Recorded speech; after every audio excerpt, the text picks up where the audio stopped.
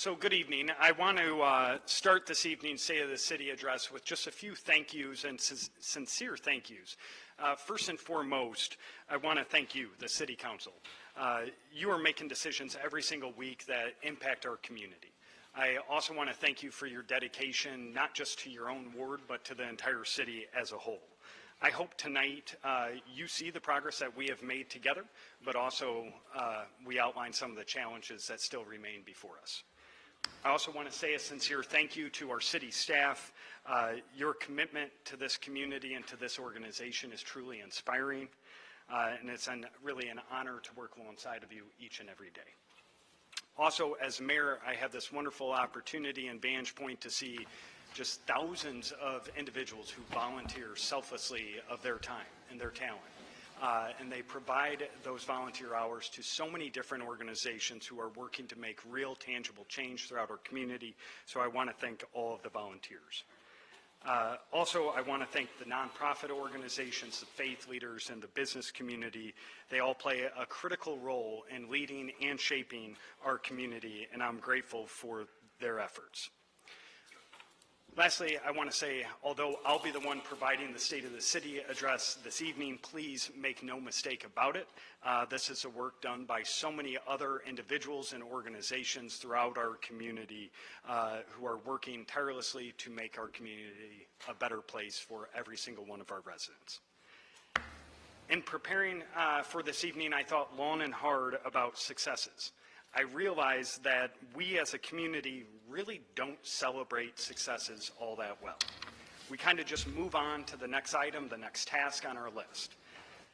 The work we are doing is not just impactful today, but it really will impact the trajectory of our community and also impact future generations.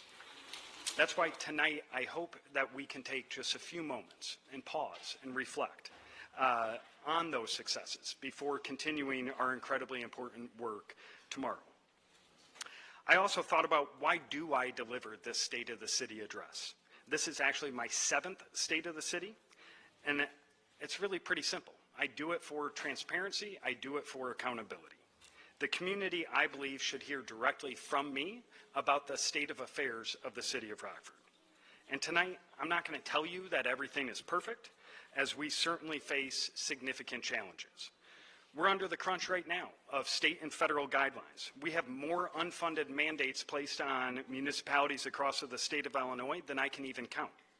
However, I can tell you that local government is stepping up to do everything that we can to make our residents and our community successful. Through collaboration and innovations, we're building a brighter future for all of Rockford residents.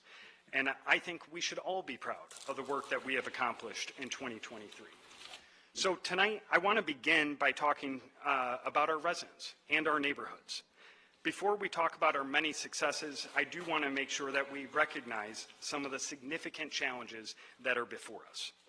Today, far too many of our residents are living in poverty. They're struggling to put food on the table. They're struggling with housing. They're struggling to pay their basic utilities.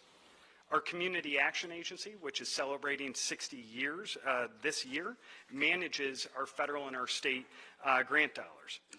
Through these funds, the city provides millions of dollars to ensure that residents in need stay housed, ensure that they have food on the table, receive crisis assistance, keep their utilities on, and make their homes safe and efficient and energy efficient. In the last year, our team has assisted nearly 13,000 homes with energy assistance, food assistance. Also, with the energy assistance, it included installation of weatherization measures to decrease their utility burden, as well as provide financial assistance to the ever-growing and rising energy costs. Since reaching functional zero with homeless veterans and chronically homeless individuals just a few years ago, we've maintained our role as a national leader in the fight against homelessness and have served as a resource for many communities across our nation who are trying to reach functional zero as well. We know that in order to help our residents, we must also invest heavily into our neighborhoods. After all, this is a place that our residents spend the majority of their time. 10 years ago, I want you to sit back and think. We were known as an underwater mortgage capital of America. Our property values were low. We had one of the highest property tax rates in the entire state. Our quality of life was nearly non-existent, and we were literally driving people away from Rockford. Today, we're the country's top real estate market. People are drawn to our affordable housing stock, our growing industries and job opportunities, as well as our improving quality of life. So what has changed? We're, simply put, revitalizing our neighborhoods, and we're investing in our people and our current housing stock.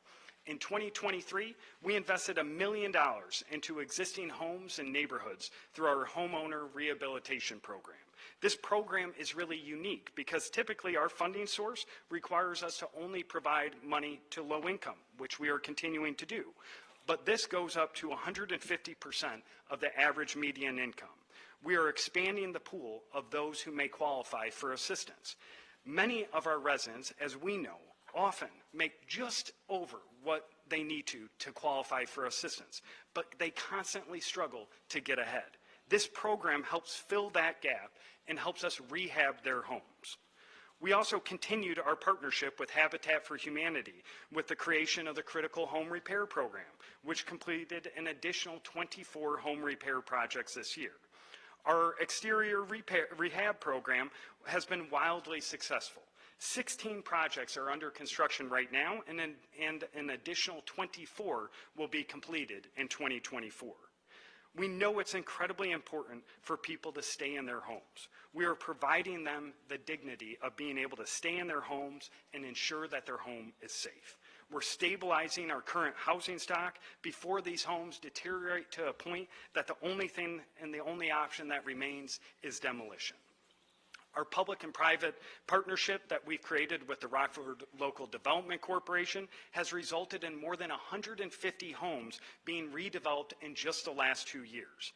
These types of programs are incredibly popular, and we're going to continue to work hard to secure funding for even more rehab projects in the next year. While improving our existing homes is essential to strengthening our neighborhoods and our community, we also know we need to build new homes. A recent housing study confirmed that our growing economy and increased job opportunities are driving the need for new housing in Rockford. It is critical that we build new homes. We need both single family as well as multifamily to sustain our growth trajectory. Our Community Relations Commission, as well as other city departments and community leaders and community partners, are exploring our housing needs as well as potential solutions.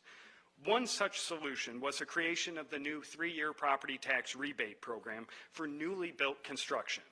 So now anyone who wants to build a new residential unit in the city of Rockford gets 3 years of their property taxes waived, as well as waiving all of their permit fees. So if a resident were to build a $200,000 property, these programs would help save that resident more than $26,000. This is a real, tangible incentive to tell people to build right here in Rockford. And I'm happy to tell you, it is working. 3 new housing developments will be coming before this city council in the very near future. We also together approved a permit to allow Rockford Housing Development Corporation to proceed with the 116-unit development, which will contain a mix of both affordable as well as market rate homes on the corners of South Avon and Cedar Streets. We have projects like Urban Equity's Water Power Lofts and 303 South Main, as well as Oliver Emerson's developments of Watch Factory and 134 North Main that will provide even more housing options for our residents. We have approved reconstruction of the Lafayette, which will turn a former hotel into an apartment complex with market rate and affordable housing. In addition to housing, we know that infrastructure is absolutely critical to our neighborhoods. In 2023, this city council passed the largest capital improvement plan in our city's history. This summer will be the largest single season of construction to date. It's going to include major construction projects like Whitman Street, as well as Alpine Dam. It's also going to include the construction or reconstruction of nearly 200 neighborhood streets. This council also approved the largest water infrastructure plan in our city's history. This water infrastructure plan is $160 million, and it's not only just improving the quality of water for today's residents, but it's including the quality of water for our future residents. We're also looking to increase the look and the feel of our neighborhoods with more public artwork. We know, and this council certainly knows, that artwork contributes to a neighborhood's identity. It fosters community pride. It creates a sense of belonging and enhances the quality of life for our residents. We partnered with the Rockford Area Arts Council to create the City of Rockford's first ever arts and cultural plan, which will be unveiled just in a few short weeks. We're also working with the Rockford Area Convention and Visitors Bureau as they work to do a new City of Rockford Destination Master Plan. What we're trying to do with this plan is we want to capitalize on our current assets. We want to create new attractions, and we want to draw visitors from across the country right here to Rockford. And while visits by outsiders are incredibly impactful on our community and our economy, we know that residents truly are the heart and soul of the City of Rockford. That's why we've also worked very hard as a council to hold the line on property taxes. The City of Rockford has not increased our property taxes that we collect since 2016. In fact, we have left more than $53.8 million in the hands of property owners, that's homeowners and small businesses, and that's just since 2017. In addition, the property tax rate has dropped by 35%, and our property values have increased by 56%. That's an incredible turnaround in a relatively short period of time that's gaining us national attention from across the country, from the Chicago Tribune to the Wall Street Journal. And when we talk about quality of life, we absolutely must talk about resident safety. Honestly, the first thing that comes to my mind when we talk about resident safety is that horrific week that we all experienced as a community back in March. We had 5 residents in 2 separate incidents who were taken from our community and their families far too soon. It's something that's going to have a long-term, long-lasting impact on those directly and most impacted, those families, but also on our entire community. So let's not let Jason, Ramona, Jacob, Jay, and young Jenna die in vain. Let's remember them. Let's honor them, and let's make sure that we together make Rockford a better and a safer place for all Rockfordians. To do that, I believe we need to take 2 paths when it comes to addressing public safety. We absolutely must increase our investment in our police department, but we also simultaneously must invest in prevention and intervention efforts. We know that we have to stop the current violent crime that's taking place on our streets today, but we also have to stop the cycle of violence that has plagued our community for decades. I am proud of the work that we have done, and I'm proud of the support we have given to our great officers. We've increased our police department budget by more than 40% since I've taken office. This has allowed us to increase our authorized police force, purchase more than 150 mobile and stationary license plate readers, and provide that we could more than quadruple the number of cameras that we have now in high traffic and high crime areas. Just recently, the City Council also purchased speed radar detection for all of our marked patrols, which will allow our patrol officers to step up that enforcement on our city streets. In addition to enforcement, we're also stopping crime at its roots by investing millions of dollars in intervention and prevention initiative. And I want you to hear this clearly. We do not just dream up projects and hope that they may work. We talk to those with lived experience. We talk to our community. We follow the data. And probably most importantly, we listen. And then we work to measure that effectiveness. And this council has agreed to have a third party also measure that effectiveness. We don't do a program just to say that we're doing another program. We design projects and programs with the goal of making meaningful change in our community while increasing hope and opportunities and also decreasing crime. Our work has led to many new initiatives. This year, we opened the Community Healing Center. It's modeled after the highly successful Family Peace Center. The Community Center is a multi-agency, multidisciplinary facility where children exposed to violence and their families can receive healing and supportive services that promote trauma recovery, youth development, violence prevention, and interventions. We also launched the Violence Prevention Response Team. This is a grassroots team that's responding in real time to violence that's taking place out on our streets. The team connects shooting victims to long-term navigation and support in an effort to start their recovery, develop a pathway out of violence, and prevent the far too often retaliatory shootings. We also launched the Barbershop Project. If you're like me and probably most Rockfordians, you feel incredibly comfortable when you sit down in that barber chair, that beautician chair. What we are doing is providing these professionals with tools and education to promote mental wellness and interrupt violence in homes as well as our community. From police officers to barbers and beauticians, it is going to take every one of us to stop violent crime and the trend of violent crime. We also created a lethality prevention division at the city to coordinate initiatives aimed at preventing domestic violence and intimate partner homicides. We're also working closely with Rockford Public Schools on the school-based healing center framework.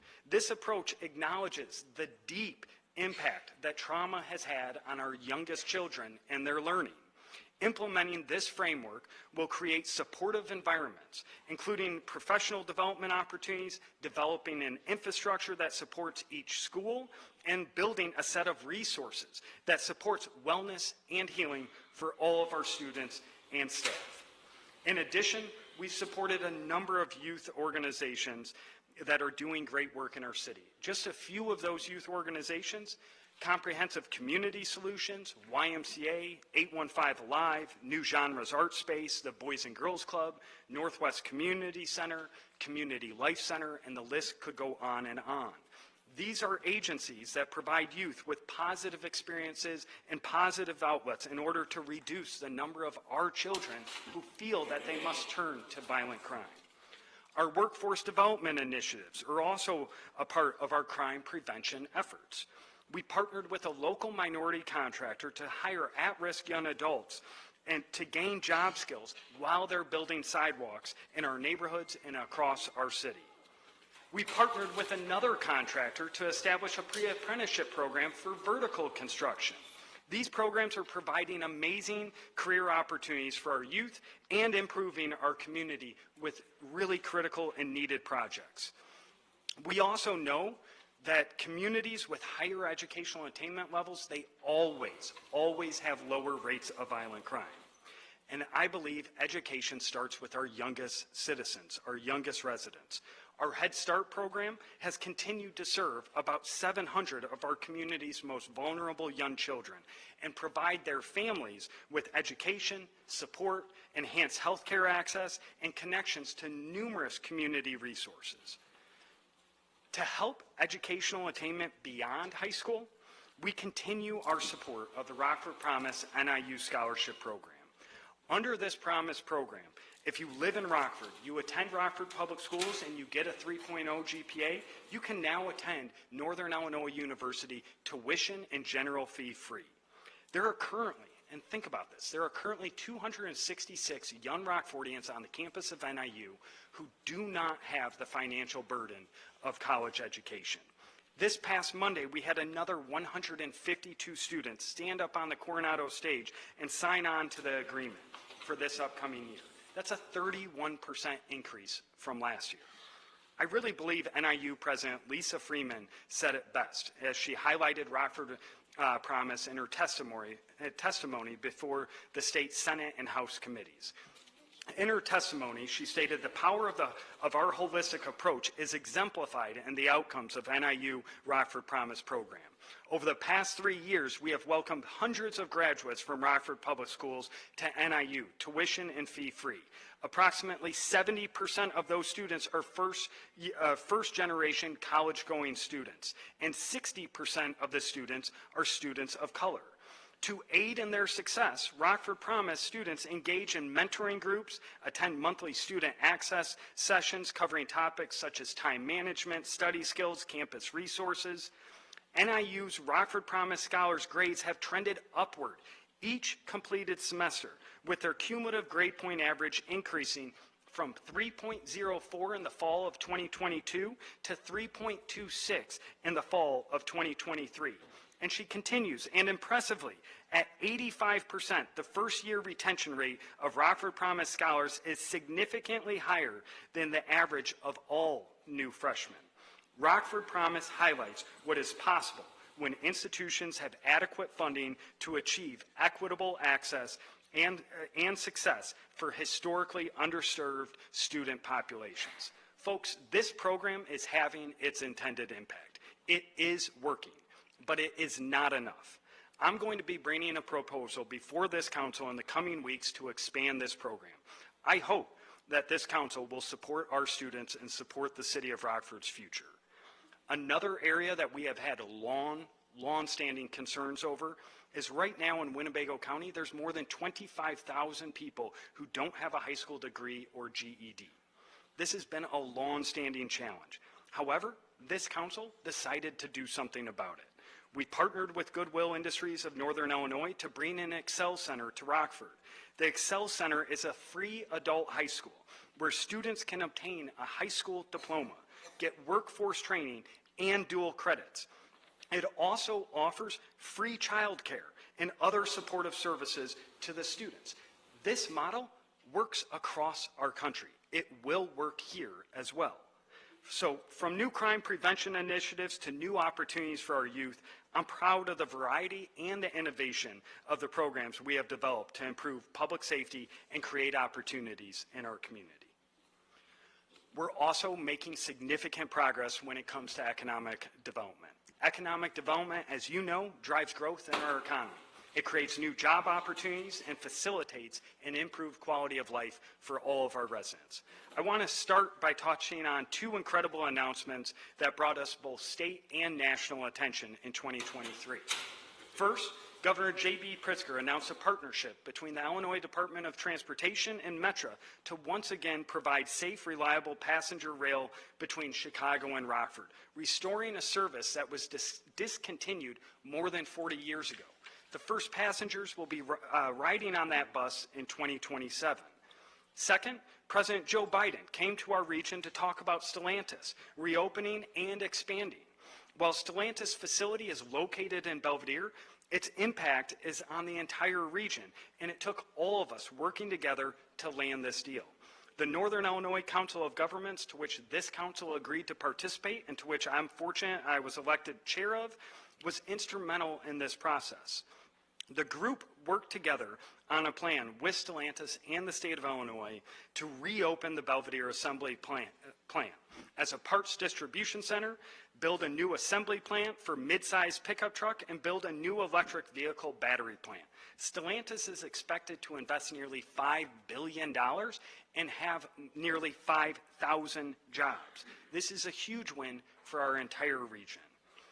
As you know, real estate developer Jay Jeffers broke ground on Coleman Yards, formerly known as Barber Coleman.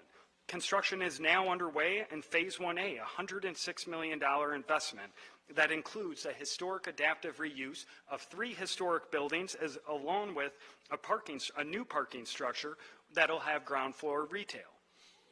PCI Pharma Services, a leading global contract development and manufacturing organization, also broke ground on 2 new facilities equating to more than 500,000 square feet out on Linden Road.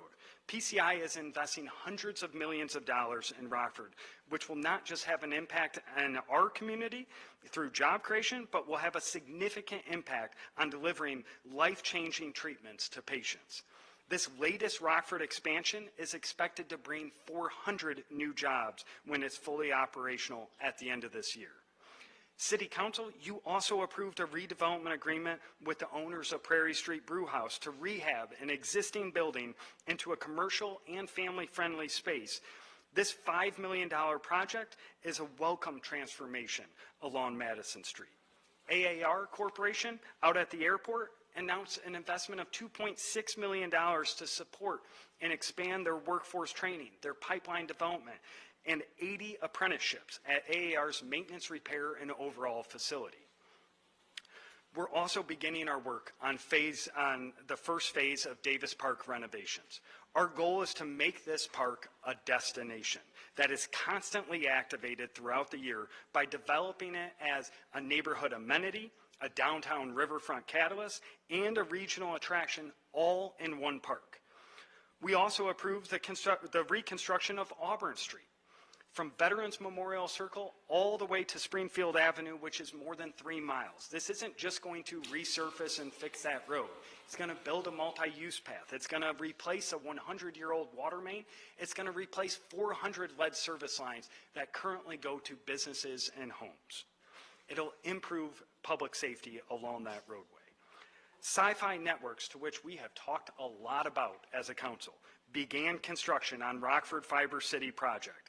This is the first in the state revolutionary fiber optic infrastructure investment that'll bring fast, reliable, and affordable internet to every single home, business, and organization in the city.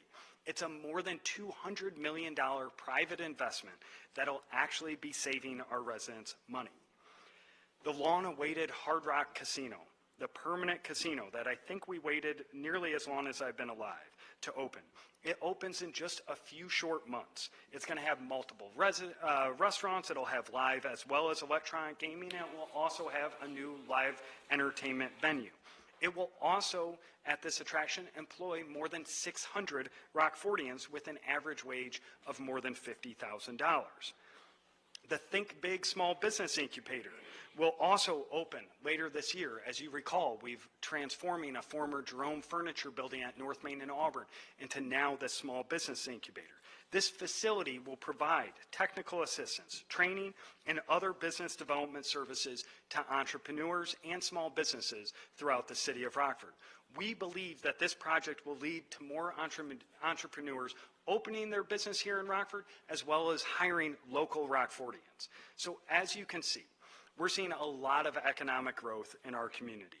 It equates to more jobs. It equates to more opportunities. It equates to more income for our residents. So tonight, you have heard a lot of details. You've heard a lot of details about our neighborhoods, details about our public safety, details about our economic development. However, if you leave here understanding or taking away one thing, I want to be clear. I want you to know and to remember, our efforts are working. Our efforts are making a difference. So here's some proof. In 2023, we saw a 20% reduction in violent crime. Since I've taken office, we have seen a 34% reduction in violent crime. We've seen a 29% reduction in property crime. In addition, our residents' perception of crime is also improving. The RACVB did a survey back in 2018. They now did a survey just recently in 2023, and the number of residents who feel that they are safer has increased by 70%. We're making progress. Our residents are starting to feel that progress.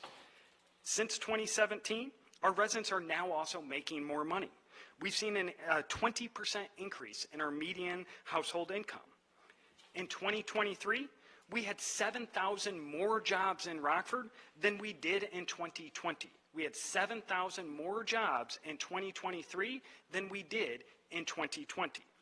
Last year alone, we had $377 million in construction projects. That's up from just $165 million in 2022.